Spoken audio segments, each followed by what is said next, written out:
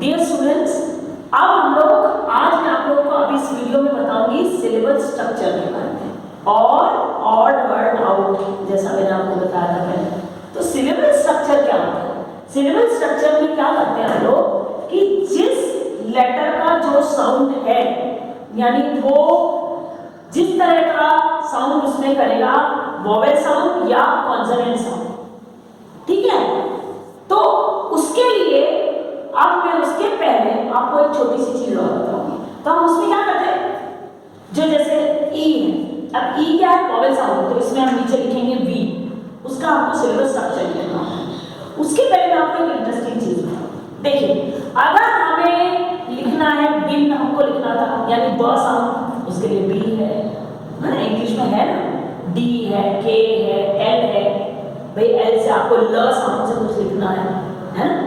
जैसे आप अगर मान लो किसी का नाम लिली है, तो हम दोनों एल के लिए, दोनों ल के लिए हम लोग एल लिखेंगे और small L as it is. Man लिखना है तो म है, या मन लिखना है, हिंदी वाला मन, तो हम लिखेंगे म, यानी कि एम।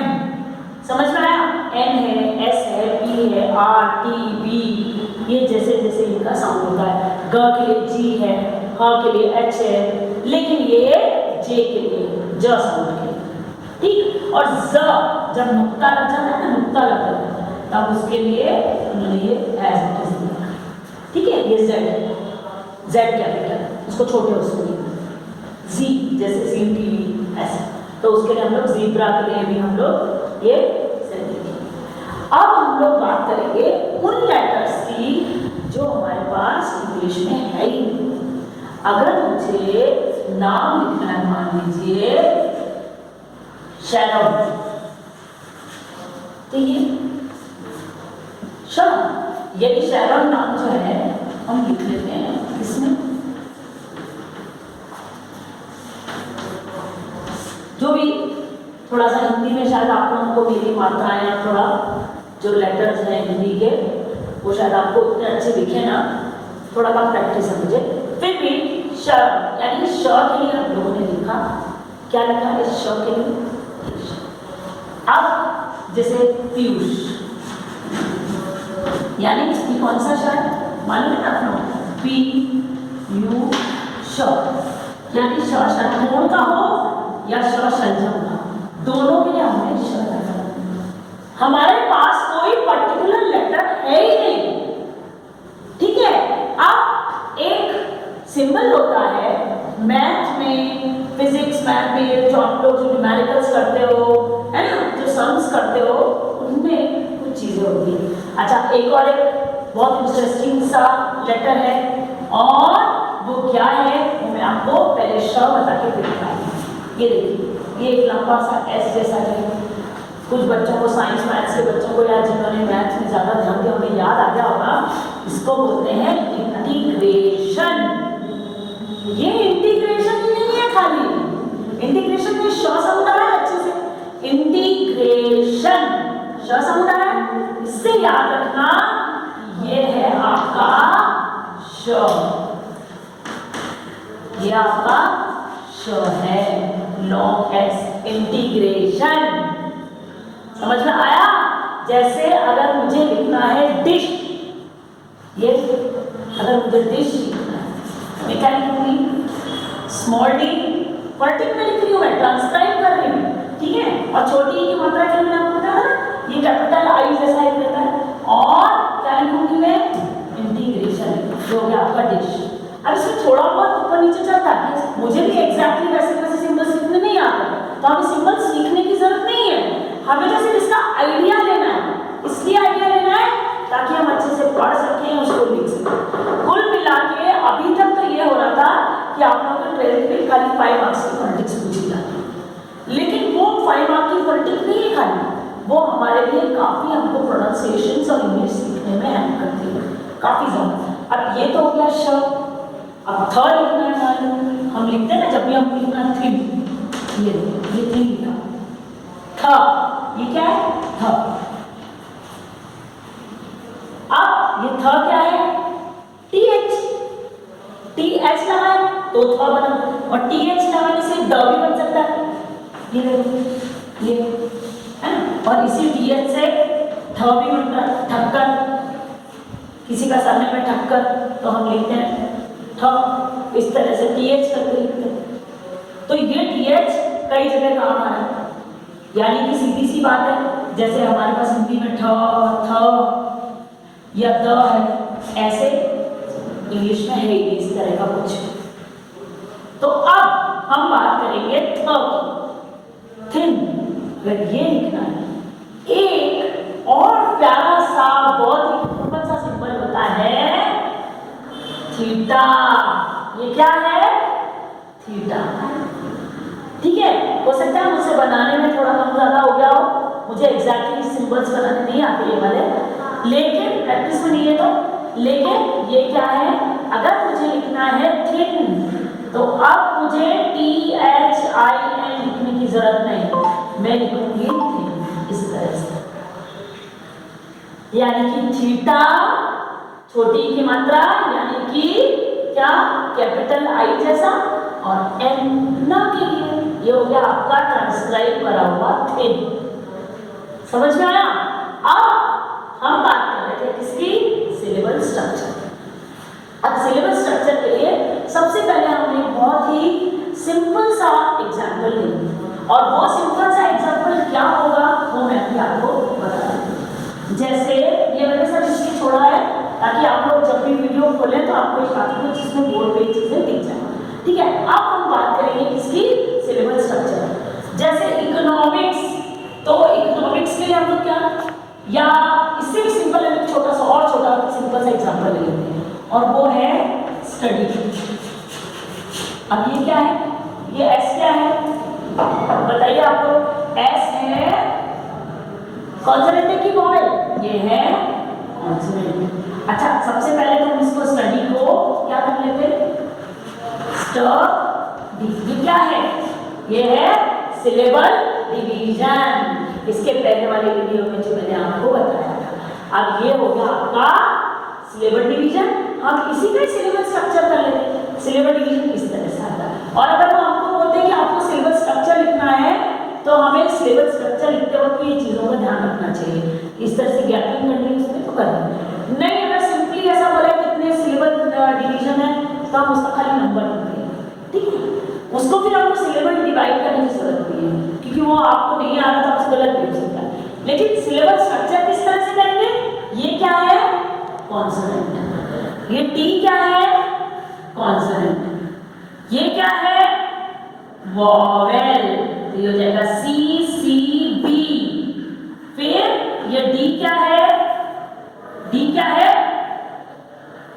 डी है कॉन्सोनेंट। वाई, वाई जो है, ये वाई हमारा काम करता है सेमी वोवेल प्रोटेक्स। सेमी वोवेल इसलिए क्योंकि वाई यो भी होता है, और वो जो मैंने बीच वाली एक मात्रा बताई थी आपको, बड़ी बनती है। भाई उसमें बीच वाली मात्रा को कैसे डिस्क्राइब करो? हिंदी में है छोटी ही और बड़ी, तो जो बड़ी मान के चलो एक तरह से बड़ी में जैसी है, ठीक है? तो अब ये वाई जो है यहाँ पे ये क्या काम कर रहा है? इस बात से मतलब नहीं है कि सेमी वोवेल तो या कॉन्सोनेंट लिखेंगे, इसके लिए वोवेल लिखेंगे। यहाँ पे तो ये मात्रा का काम कर रहा है। आप देखो ना, ड में बड़ी की मात्रा, तो ये हो गया आपका बी। समझ में आया? अब जितने लेटर्स होंगे उसी हिसाब से, जैसा साउंड कर रहा है वैसा लिखना है। जितने लेटर्स होंगे वैसा नहीं। तो इसका सबसे बढ़िया एग्जांपल है केमिस्ट्री। कैसे? अब सी और एच ये दोनों मिला के एक कॉन्सोनेंट बन रहा है, केवल एक, तो ये हो जाएगा आपका सी। ई क्या है? वोवेल है ना? तो ये हो गया सी डी। ये सी सी डी मत लिखना बेटा, हम इसको ये केमिस्ट्री नहीं बोल रहे, हम इसको बोल रहे हैं कै, यानी दोनों को मिला के बोल रहे हैं क। और ये बन रहा है आपका वोवेल, ए की मात्रा कै। मिस यानी सी, ये क्या है? वोवेल। ये क्या है? सी।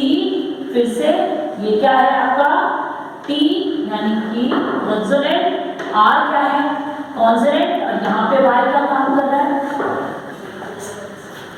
फिजिक्स, है? फिजिक्स भी बहुत अच्छा एग्जांपल है इसका। मैथ, है ना, तो हम क्या करेंगे फिजिक्स, फिजिक्स।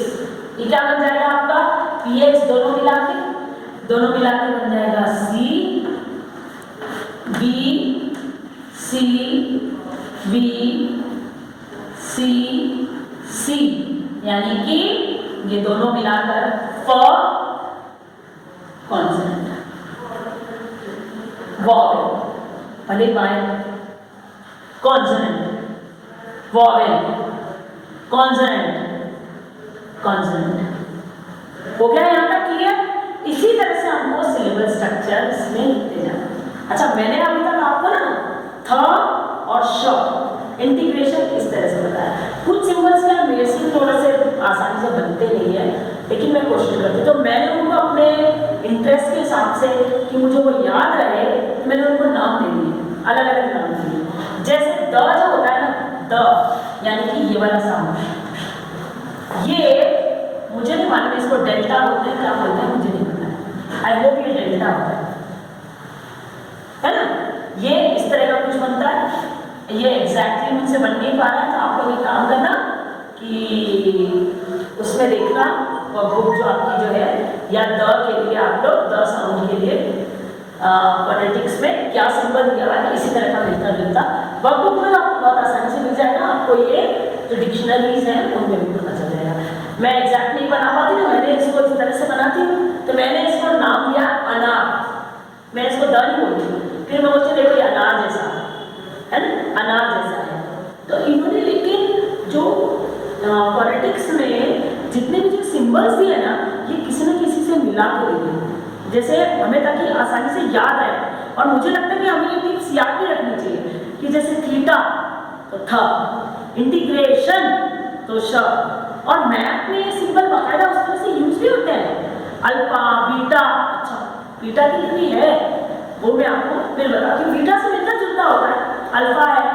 ये सब मुझसे उतनी तरह से एग्जैक्टली नहीं बन पाते, क्योंकि मैं आर्ट की स्टूडेंट हूँ, है ना, लिटरेचर की स्टूडेंट थी और लिटरेचर की टीचर हूँ, तो मुझे इतना नॉलेज नहीं है, लेकिन मैंने इनको अपने हिसाब से नाम दे दिए कि भाई ये अनार है, ये है, ये इस तरह से। तो आप लोग क्या करेंगे, जो ये द है, ये जैसे अगर मुझे लिखना है दिस, तो आप देखो दिस, एक तो सबसे पहले बात सिलेबल डिवीजन एक, सिर्फ एक, और सिलेबल स्ट्रक्चर टी और एच को मिला के एक सी, क्योंकि ये दोनों मिला के बन रहे हैं द, और आई यानी कि वॉवेल, एस यानी कि कॉन्सोनेंट। और इसको हम किस तरह से लिख सकते हैं, ये आपका ये अनार, ये कैपिटल आई जो अनार के बाद में, और ये एस स्मॉल एस, ये हो गया आपका दिस। ये दिस या ये कुछ अजीब सा नहीं, ये मेरे लैंग्वेज में मेरे हिसाब से ये हो गया आपका दिस। इतने तक आपको पूरा क्लियर हो गया है? ठीक है। अब हम बात मैंने आपसे एक और करी थी कि हम इसमें ऑड वर्ड कैसे लिखा, ठीक है। ऑड वर्ड मैं आपको बता देती हूँ।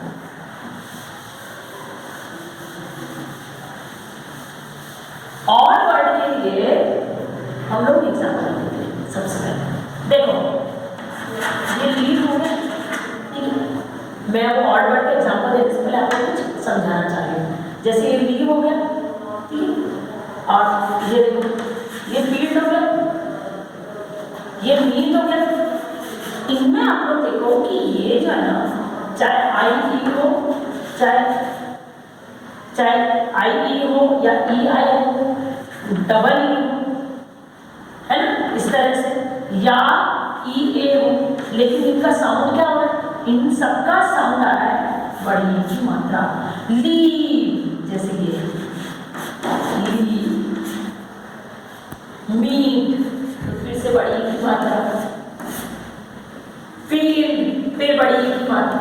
चाहे यहाँ कुछ भी लगा हुआ है, इससे मतलब नहीं, साउंड क्या कर रही है, इन सब के लिए एक ही सिंबल आएगा और वो हो जाएगा आपका ये कैपिटल आई जैसा, उस पर ये डॉट बिंदी लग जाएगी, और विसर्ग जैसे ये होता है आपका बड़ी। समझ में? तो अब हमें मोस्टली तो क्या करा जाता है, 4 वर्ड दे दिए जाएंगे। जैसे मान लीजिए हमें लिखना है फिल्म, ठीक है, एक हो गया आपका, सॉरी ये हो गया आपका मीट, ये हो गया आपका मीट, और एक हो गया आपका फील्ड। हाँ, तो आपको साफ पता लग रहा है कि ये तीनों जो हैं इसमें बड़ी की मात्रा है, इसमें बड़ी की मात्रा है, इसमें बड़ी की मात्रा है, लेकिन ऑड वर्ड कौन सा है, ये वाला छोटी की मात्रा है। फिर इससे नहीं कि यहाँ पे एफ है और यहाँ एम एन है तो वहां तो एफ है, उससे कोई मतलब नहीं। यहाँ पे कई बार लोग हम लोगों को जब पूछते हैं ना, हमसे जब क्वेश्चन पूछे जाते हैं तो यहाँ एंड में ऐसे दे दिया जाता है कि आपको जो ये जो सिंबल है ना, इसके बेस पे आप लोगों को ऑड वर्ड छानना है। और ये मैंने आपको किसका सिंबल बताया था, बड़ी की मात्रा का। तो सीधी सी बात है कि ये बड़ी की मात्रा वाले एक जैसे हैं और ये जो है अलग से फिर। अब यहाँ पे हम लोग एक काम और कर सकते हैं, तो यहाँ पे जो मीट है यहाँ ई जोड़ देते हैं इसकी जगह, तो भी बड़ी की मात्रा, तो भी ये चेंज नहीं होगा, तब भी जो फिल है यही ऑड वर्ड रहेगा। तो यहाँ तक आप लोगों को पूरा क्लियर हो गया होगा। बाकी के एग्जांपल्स और बाकी चीजें हम लोग नेक्स्ट वीडियो में